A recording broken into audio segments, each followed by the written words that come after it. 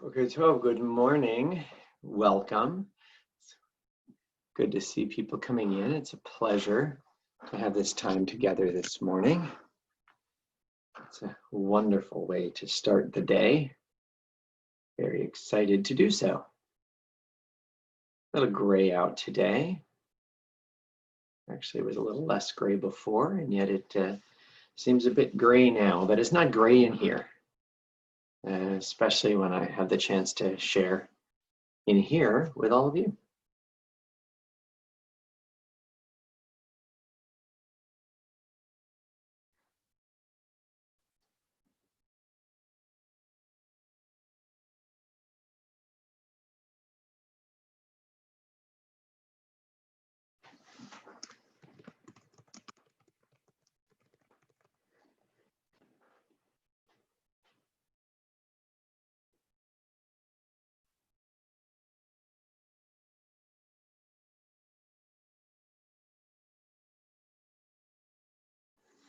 Boker Tov, good morning.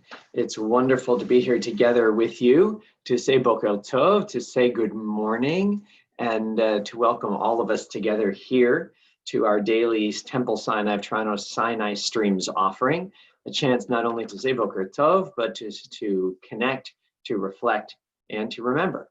And this morning, as we gather together on this lovely Monday morning, it's time for us to spend a little time talking about this week's parasha, this week's Torah portion. But even as we do that, we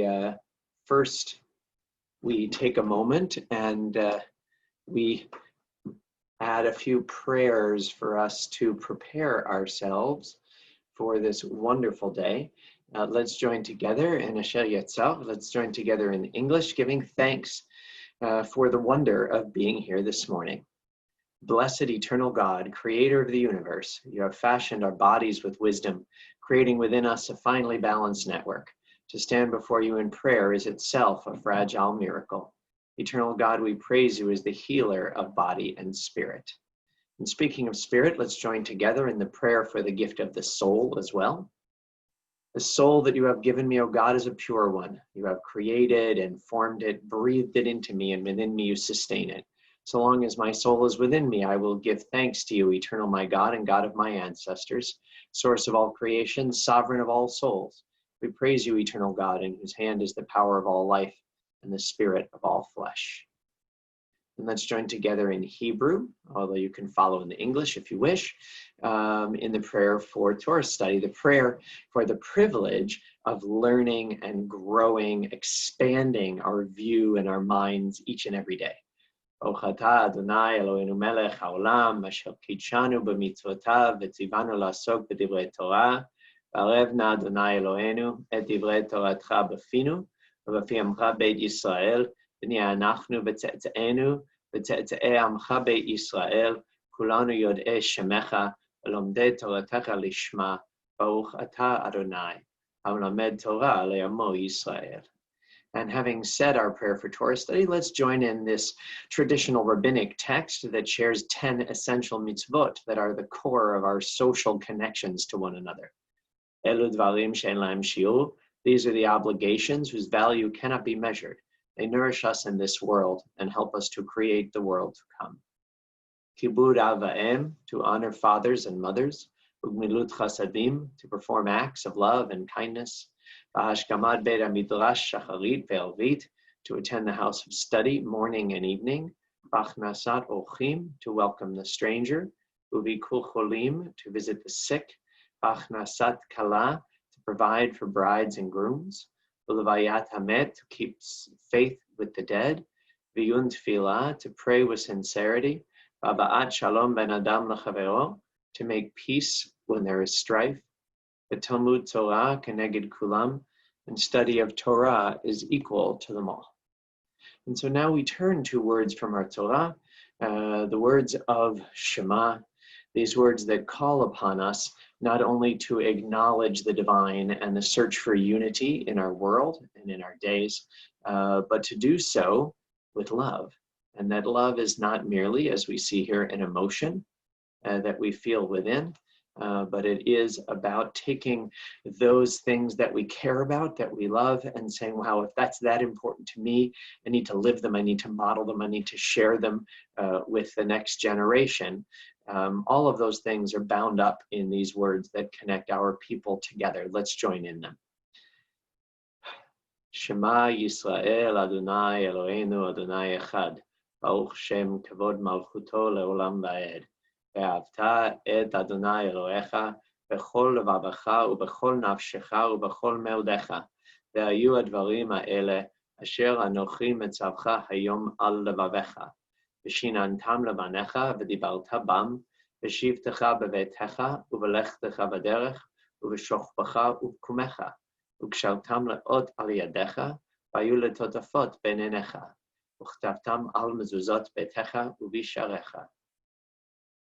ויאמר אדוני אל משה לאמור, דבר אל בני ישראל ואמרת עליהם, ועשו להם ציצית על כנפי בגדיהם לדורותם, ונתנו על ציצית הכנף פתיל תכלת, והיה לכם לציצית, וראיתם אותו, וזכרתם את כל מצוות אדוני ועשיתם אותם, ולא תטורו אחרי לבבכם ואחרי עיניכם, אשר אתם זונים אחריהם.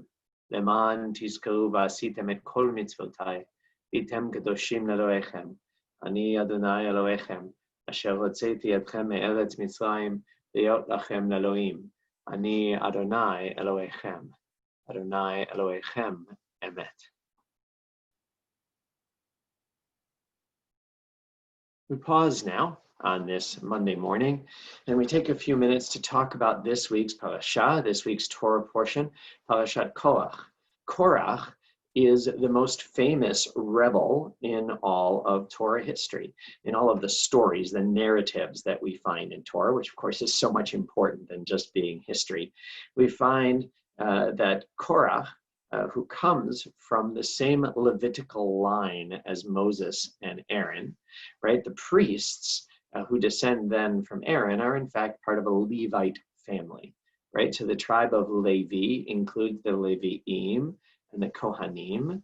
And so Moses and Aaron are both from that tribe, but Aaron, through him, has established the high priesthood. And Korach, who rebels. The first words of the parasha say, "Vayikach Korach." Korach took. Usually it would say he took something, but it's understood to mean that he took himself off to a side. That the whole idea of rebelling, there's a difference between rebelling and speaking truth to power. It's whether or not we keep ourselves within those committed to build the community, whether we step off to the side and say, no, this is not something that I need to take responsibility for. I'm outside, I'm on the attack, I'm the avenger, as opposed to saying, I see something that needs change here. Wow, I need to be part of that change, and I need to interact with others and help that change occur. That's something that we're expected to do, but Korach is understood to be different than that, to be one who took himself off to the side. But why would he do that? He was already a member of a privileged tribe. He was the tribe of Levi. And it's not just he and Levites that rebelled, but in fact, it was members of the tribe of Reuven, three of them that are mentioned, that join him in rebellion, where there are two very different ideas that we find in some of the explanations of why this happened. So first of all, from Rashi, why is it that these Datan and Aviram and On from the tribe of Reuven, why is it that the three of them join Korach in his rebellion? It's an interesting idea. In the first parasha of the book of Bamidbar, the book of Numbers, the Torah takes great pains to tell us when the people traveled, how were all the tribes organized, and then when they encamped, who encamped on the east, who encamped on the north, who encamped on the west. Why would we care who encamped on the south? Well, Rashi tells us this week maybe why we should care. Because Levites, different Levite families were on each side, and the Kohathites, as they're known in English, B'nai Kohat, the tribe, the part of the Levite tribe that Korach comes from, they were on the south side, and next to them, the tribe of Reuven. And so, says Rashi, Oy l'rasha v'oy l'shchenav. Woe to those who choose an evil path, and woe to their neighbors. It's an interesting phraseology, sounds very biblical, but there's nothing biblical about recognizing the influence about with whom we choose to spend our time. Our tradition teaches us that we are not islands, that we are not one like God. We're made of many and varied parts, and we work hard to unify ourselves and to move in a positive direction in the world. But in order to do that, we need to choose very carefully with whom we spend our time. There are two different aspects of that choice. On the one hand, we need to choose people who share our values, people who want to see the world move forward the way we want to. And when we do that, then, in fact, it strengthens us to move the world forward. Whereas when we connect ourselves to someone who focuses, as we'll see with Korach, on what he believes he deserves, on his own pride, on his own rights, that doesn't express a care for others and other parts of society, especially those who are different than he or look at things differently, then we endanger ourselves. We don't seem like we get to spend a lot of time with anyone these days. I know that's a challenge. And yet, our communication is the way we spend time with people. And so this morning, as we think about Korach, we should think about with whom and on what we spend our time. And are we able to focus our time to do a couple of things? First of all, to move ourselves and our world forward in a safe and healthy kind of a way. Are we able to make the world a better and more just place rather than a place that lacks justice for all or for any? And are we courageous enough to share our world with people with the same values but very different points of view? I think there's an enormous strength that's shown in not just staying within our own neighbors, but connecting ourselves to those who see the world in a different way, but are open enough and share that caring value of ours to learn together with them. And so just the way in which they're organized in the presence of the Reubenites reminds us of the importance of other people in our lives and their bad or hopefully very good influence on us. Now, the Sfat Emet, though, has a very interesting and very relevant today idea of why it is that Korach rebels. Korach, in fact, was a member of a certain part of the Levite tribe, and he was the elder son. And in fact, it was a younger member of the tribe who was chosen to lead that part of the Levite tribe. God told Moses to choose that person according to the Torah. However, why is it that Korach rebelled according to the Sfat Emet? He rebelled because he said, wait a minute, I have this coming to me. I deserve that. This position is my privilege. The idea of privilege is one that's so real in our world today and is found even in this medieval or late medieval Hasidic commentary, where they say it's not that Korach was wrong, that for that reason he wasn't chosen. But rather, our world is not based on strict justice. Things don't happen because we think they should, or even if they really should. But our world is based on chesed. It's based on kindness. It's based on accepting that which comes into our life as a gift and saying, I didn't see this coming, and yet, wow, is that phenomenal? Wow, look at the gift that that person has. Isn't that beautiful? An appreciation of chesed, of gifts that are present rather than specifically earned, is an important part of Jewish ideas. But even more so, it's so important not to view our world through the lens of privilege, not to say, well, I deserve this, I have it coming. Even if in some statistical way, in some matter, there might seem to be truth in that, the idea itself is considered by our tradition to be very harmful. It doesn't matter what group or what person expresses that privilege. Our Jewish values are not about what's coming to us. It is traditional to look for ways to say 100 blessings a day. If all we're looking at is what we deserve, we won't see any of them. But in fact, we need to be looking with a sense of gratitude, a sense of openness, and appreciation of chesed, of those special gifts that are coming, and when we don't, when we instead allow ourselves to be bitter over what's supposed to happen for us, about what it is that ought to be or that we deserve, it's then that we find ourselves, in fact, outside of the good stream and off to the side. And so those are a couple of the explanations of this extremely famous rebellion that we find in Korach, and why it is that he, in fact, seems to have made this unfortunate decision that he did.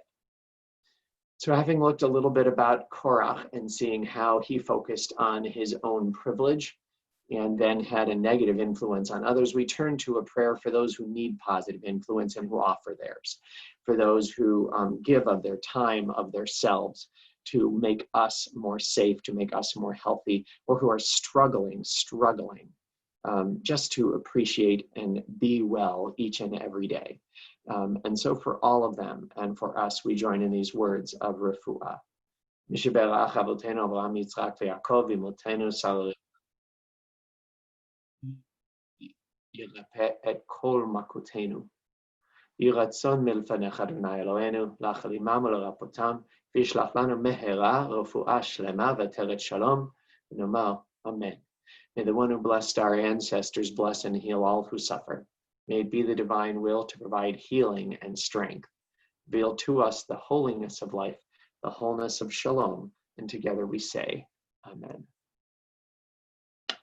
Well, having had our time to connect and reflect, we now take time to remember, recalling the loved ones whom death has recently taken from us, those who died at this season in years past, and those whom we have taken into our hearts with our own.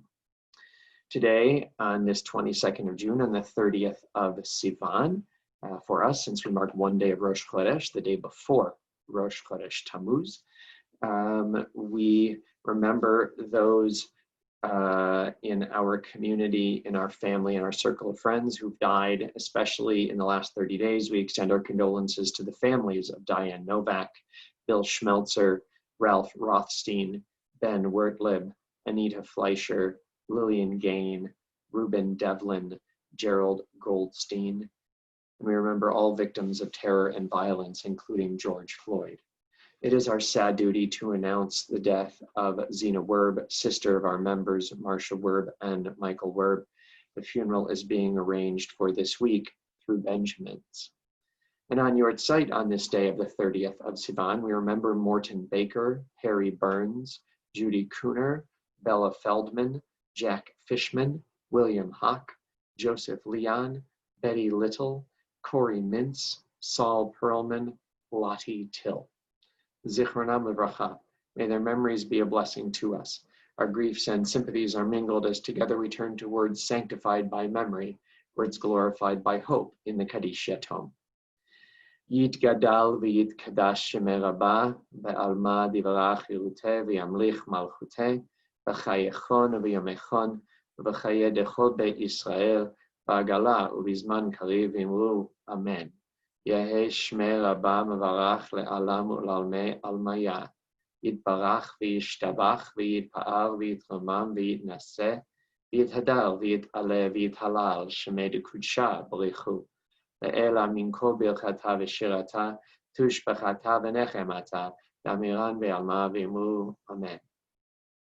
יהי שלמה רבה מן שמיה וחיים, עלינו ועל כל ישראל ואמרו אמן. עושה שלום במרומיו, הוא יעשה שלום עלינו ועל כל ישראל ואמרו Amen. May the source of peace and peace to all who mourn and bring comfort and strength to all who remember, and together we say Amen.